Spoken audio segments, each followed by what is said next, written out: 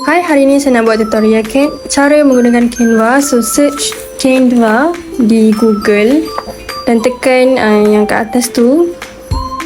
And then bila keluar macam ni, tekan next, continue with your email dilemma. And then masukkan saja apa yang awak nak. Contohnya saya nak education presentation.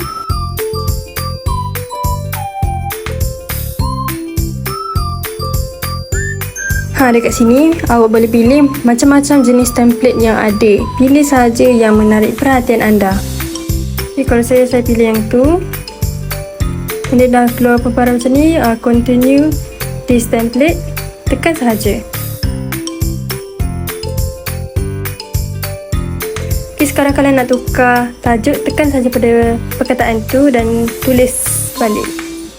Sama juga dekat tempat lain, buat benda yang sama untuk teks.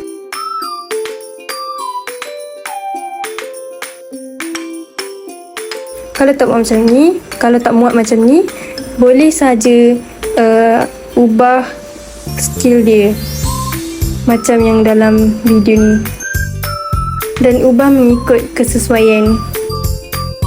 Sekarang saya akan tunjukkan kepada anda cara untuk tukar color dekat sesuatu gambar ataupun anything.